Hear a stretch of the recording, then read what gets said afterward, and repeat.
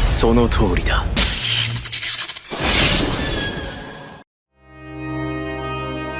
Bienvenidos. En el video anterior les expliqué cómo realmente sucedió el gran evento histórico de los 3 héroes asesinos de dioses. Una historia que, si bien la humanidad conoce, permanece ignorante de detalles clave hasta la actualidad, principalmente por la participación de Ruishard en una batalla que solo significó el primer round, pero que le permitió a la humanidad continuar con vida. ¿Cómo consiguieron los Superts el primer paso real para vivir en paz tras tanta persecución? ¿Acaso Atoferatofe y Ruishard tenían un pasado complicado? ¿Por qué el rey de Vigheiril tembló ante Rudius? Quédate para averiguarlo. Pero antes, les recuerdo que tengo un canal llamado Caballero Brando, en el cual analizo otras historias muy interesantes al mínimo detalle. Sin más que añadir, comencemos. Tras oír la historia de Ruishard, Rudius no hizo más que reforzar una vieja convicción. Antes de morir, en el tiempo que le restaba de vida en ese mundo, se aseguraría de que los padres dejaran de decirle a sus hijos: ve a dormir o el Super te comerá. En su lugar, dirían: el Super te salvará de los monstruos. Pero su tiempo vital era corto. Desde la perspectiva de razas cuyas esperanzas de vida eran muy largas, él debía de hacer mucho en poco tiempo.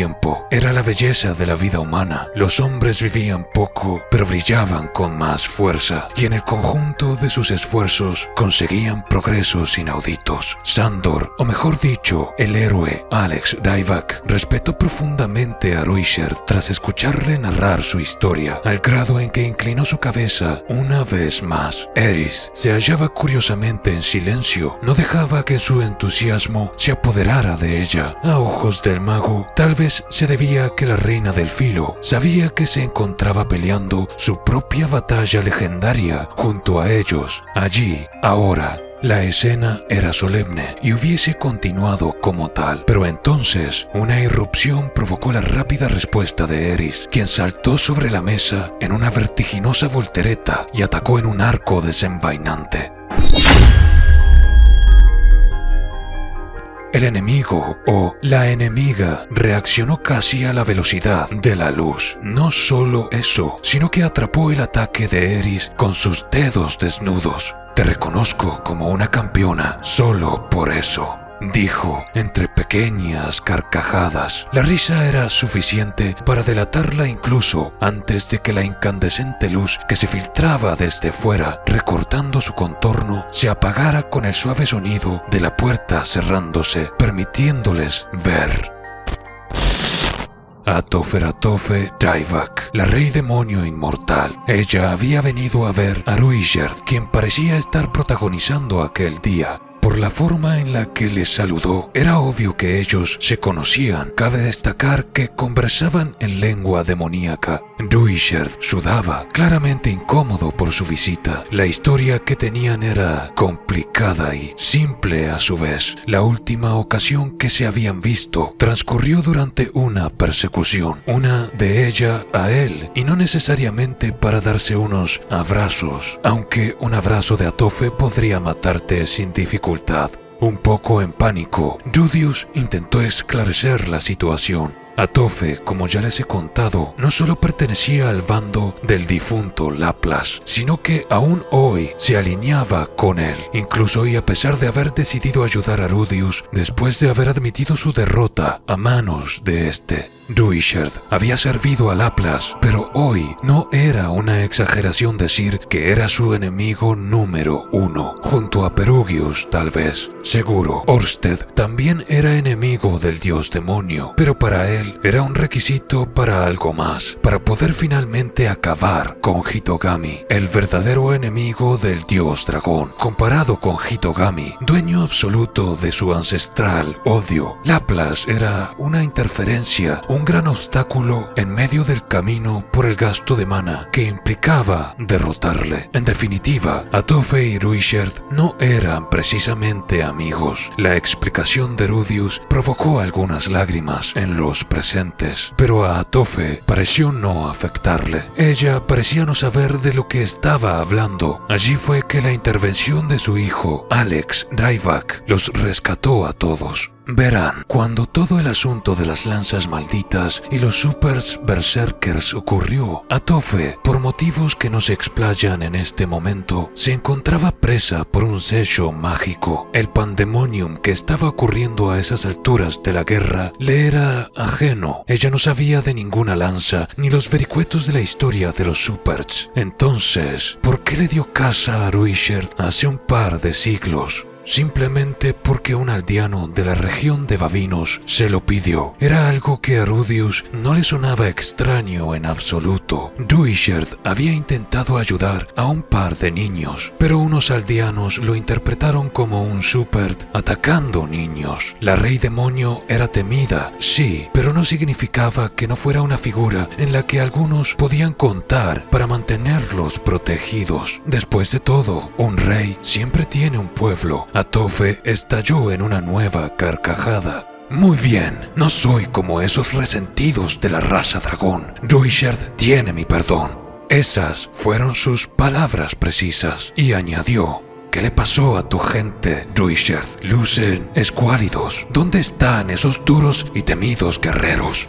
Ruijerd respondió con dos palabras estremecedoras: todos murieron. Tenía sentido. Ella se percató de que hacía mucho tiempo de que no veía a los supers en el continente demoníaco. Ruijerd, por su parte, podría haberla odiado por la persecución que, durante un tiempo, Atofe les había dado a los supers, pero sabía que la lógica no funcionaba con ella. Puede que ni siquiera se hubiese percatado de las persecutorias implicaciones de sus actos. Odiarla era ser el verdadero tonto, pensó. Atofe no era el tipo de persona que tejiera perniciosos planes de exterminio. Ella solo aplastaba al enemigo que tuviera enfrente. Así fue durante la guerra también. Lo que importaba ahora para él era proteger a quienes quedaban y vivir en paz. La Rey Demonio, sin embargo, tenía a Ruijerd en alta estima tras oír lo ocurrido, tanto así que le ofreció que se convirtiera en su súbdito. Pero quienes han seguido esta historia conmigo hasta la fecha ya saben lo que esto realmente significa. Alex se puso de pie y atravesó a su madre con una mirada fría.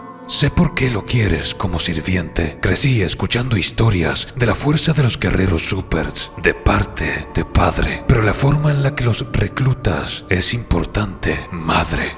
Dijo el hombre. Tenía razón. Las amenazas tan comunes con la Rey Demonio eran una falta de respeto, ya que lo que Atofe realmente había querido decir era que perdonaría la vida de los supers en la aldea si Ruijerd se convertía en su guerrero esclavo. No había malicia en las intenciones de Atofe, sino irracionalidad, aquella a la cual la mujer atribuía el rol de lo que significaba ser un rey demonio. No justificaba sus actos en absoluto, pero permitía entender esa delgada línea de lógica dentro de la vorágine de su caos. Atofe tartamudeó ante la mirada de Alex, con solo unas palabras y una mirada aterradora que podía cortar el acero. Alex Dyvak desactivó en segundos a su madre, la temible Atofe Dyvak.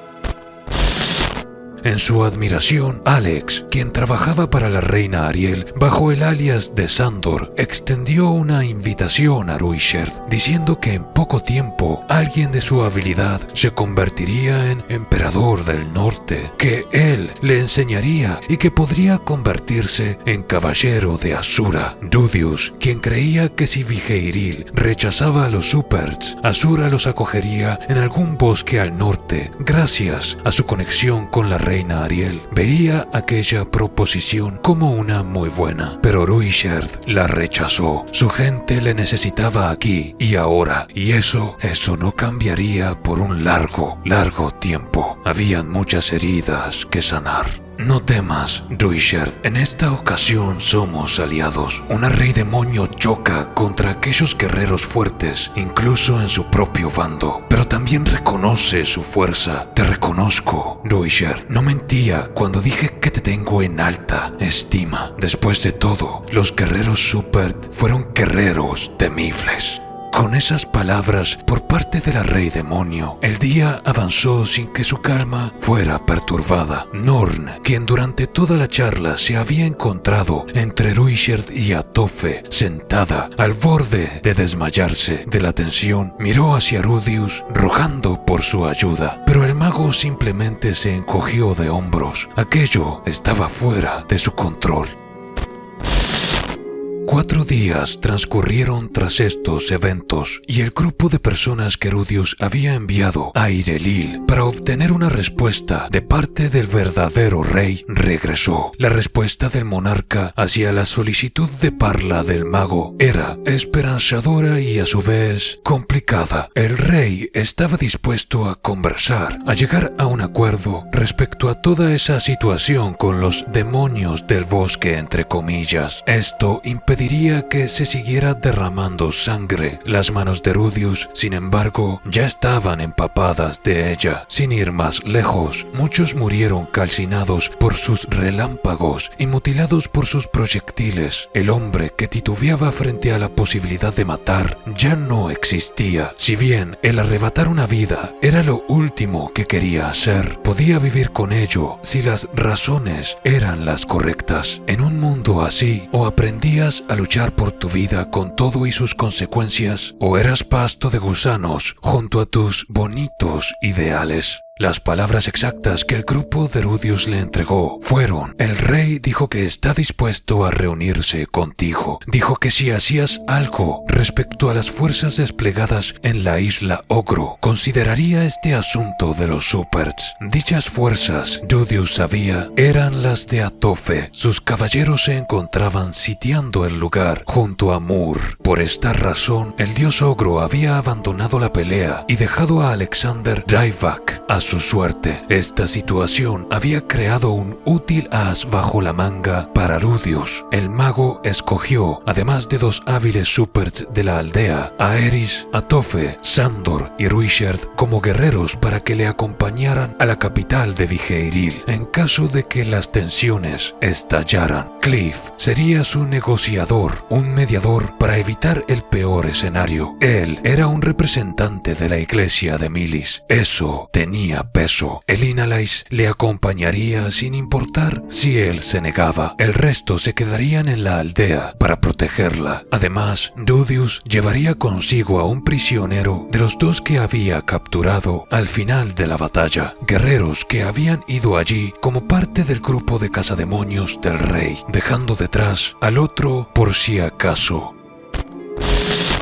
¿Qué opinan ahora de la aldea Supert? Bonito lugar, ¿no es así? Muchas mujeres bellas, niños felices. La comida está un poco cargada de vegetales, pero sabe bien. Los guerreros son algo bruscos, pero no son hostiles hacia los humanos. ¿Lo entienden ahora?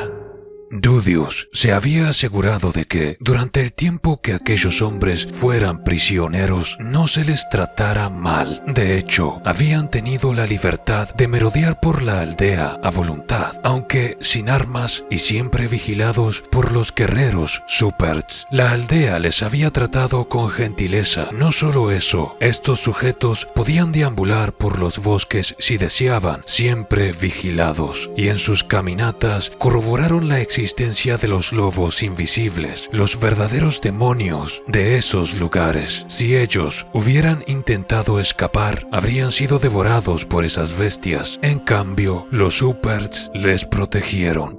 Con el tiempo, no pudieron seguir mintiéndose a sí mismos. Admitieron la verdad. No podían ganarle a la gentileza y el amor que se respiraba en esa pequeña comunidad. Con lo dicho, se imaginarán que Rudius no arrastró al rehén a Irilil atado de manos. En cambio, se lo pidió al caballero, quien en aras de enmendar su error aceptó. No todos los miembros del grupo cazademonios habían sido hombres razonables. Algunos habían estado allí solo por el prestigio y el dinero. Otros, genuinamente consternados por la seguridad de sus compatriotas ante los rumores de una amenaza demoníaca. Aquellos 2 sujetos caían en la segunda categoría. Admitieron que habían sido engañados por el rumor y la estupidez. Claro que el mago se aseguró de que Orsted los revisara en persona para corroborar si eran apóstoles de Hitogami o no. El llegar a la segunda ciudad de Irilil, capital la cual hospedaba el castillo del rey de Vigeiril, les tomó 4 días. El mago se percató al instante de que el hombre ante él se comportaba completamente diferente de la vez anterior. Si bien sus formas eran las propias de un monarca, observaba cada pequeño gesto y oía cada palabra que Rudius tenía para decir, con un temor secreto. La sola presencia añadida de Eris, una reina del filo, Ruisherd, un Supard, y Atofe, la temida rey demonio, hacía que le temblara la voz en ocasiones. ¿Quién demonios era ese hombre vistiendo una túnica de mago? Sí, Rudius Greyrat, el famoso Rudius Greyrat, pero la pregunta persistía: ¿por qué a su alrededor orbitaban con tanta naturalidad semejantes figuras? Lazos con Milis, lazos con la reina Ariel en persona, a quien él había ayudado a ascender al trono junto al respaldo del mítico rey dragón acorazado Perugius Dola. Rudius, esposo de la perra loca Eris Greyrat. Rudius, aliado de la indomable Atoferatofer Aivak, madre de una leyenda de la talla del segundo dios del norte, ex esposa del difunto primer dios del norte, quien luchó junto a Perugius y Urupen, los famosos asesinos de dioses. ¿Por qué Rudius? ¿Quién eres, Rudius Greyrat? Alguien a quien temer. Esa era la respuesta a la que arribó el rey. Entonces el rey confesó: el dios del filo Galfarion y el dios del norte Alexander Rybak le habían amenazado. Su explicación, sin embargo, estaba cargada de eufemismos, claramente para evitar insultar a los Superts. Si Ghislain estuviera allí, podría haber olido el miedo siendo despedido por el sudor de aquel hombre. Su Majestad, mi intención es creerle, y lo haré si no le importa quitarse sus anillos y permitirme que le examine de cerca. No era un pedido, el rey lo tomó como una orden. El mago no estaba dispuesto a cometer otro error, por lo que incluso empleó la perturbación mágica de la escama para descartar la posibilidad de alguna ilusión que le estuviera disfrazando. Pero al final pudo cerciorarse de que se trataba del rey de Vigeiril y no Gisu, aunque era perturbador. Cada vez que creía estar lo suficientemente cerca de aquel traidor, se escurría como agua entre sus dedos. Lo más temible de Gisu era que no te dejaba respirar. Siempre hacía que te cuestionaras hasta lo irrelevante. Gisu no es el rey, pero estuvo involucrado, pensó Rudius. Al final, el rey le propuso un trato al mago si conseguía levantar el asedio de la isla Ogro, viejos aliados del reino de Vigeiril con quienes compartían íntima historia. Él otorgaría reconocimiento oficial por escrito a la raza Super, marcando un antes y un después en los más de 400 años de trágica historia y ostracismo hacia ellos. En otras palabras, los Superts serían ciudadanos del reino, pudiendo vivir en aquel bosque en paz. La invasión de Atofe había propiciado el escenario perfecto, porque si el rey no cedía ante las demandas de Rudius, los ogros se considerarían abandonados y por ende traicionados por Vigeiril. Y pese a quien le pese, estos dos pueblos se necesitaban para mantener su hegemonía territorial. No era una exageración decir que sin el respaldo y protección de los ogros, Vigeiril dejaría de existir ante la amenaza de potencias extranjeras.